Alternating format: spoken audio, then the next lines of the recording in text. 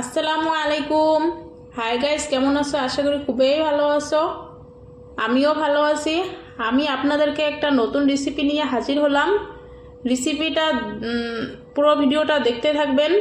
এই রেসিপিটা বানানো খুবই সহজ আর খাইতে ভীষণ মজার। এটা চীনা বাদামের চাটনি। যেহেতু আমার বাদাম শরীরের পক্ষে ভিটামিন, আয়রন, এভাবে বানালে আপনারা রুটির সাথেও খেতে পারেন, পরোটার সাথেও খেতে পারেন, ভাতের সঙ্গেও খেতে পারেন। আমি এখানে 250 গ্রাম চীনাবাদাম নিয়েছি। নেওয়ার পরে চুলায় প্যান বসে দিয়েছি। প্যান গরম হওয়ার পরে আমি দিয়ে দিলাম চীনাবাদামটা, পুরোটাই দিয়ে দিলাম। দেওয়ার পরে হালকা আছে আমি ভেজে নেব। দেখতেই পারছেন উপরের বাদামের উপরে ফেটে ফেটে গিয়েছে।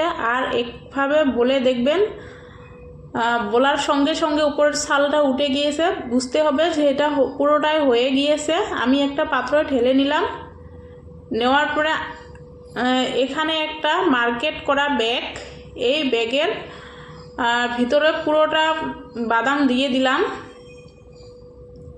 আপনারা এই ফলো করবেন। এটা 2 মিনিটের কাজ, 1 মিনিটে, আধা মিনিটে হয়ে যাবে। তারপরে আমি পুরোটাই নিয়ে হাতের ধরে এখানে এফালে ওফালে দুটো ডাং দেওয়ার পরে দেখতেই পারছেন পুরোটা সাফা হয়ে গিয়েছে কত সুন্দরভাবে।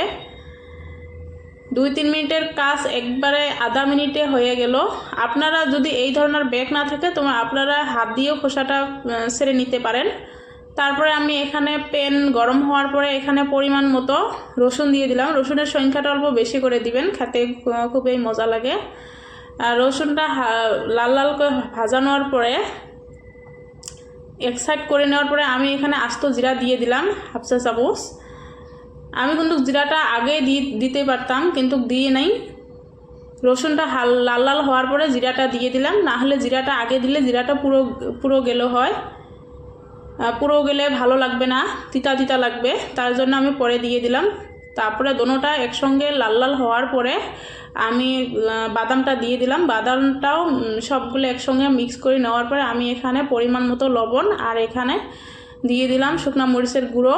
যেহেতু এটা চাটনিতে গুঁড়ো ঝাল ঝাল টাইপের ভালো লাগে, আমি এখানে 2 চা চামচ দিয়ে দিলাম। আপনারা ঝাল অনুযায়ী দিয়ে দিবেন। আপনারা যারা যারা যেমন খান ঝালটা ওই অনুযায়ী দিয়ে দিবেন।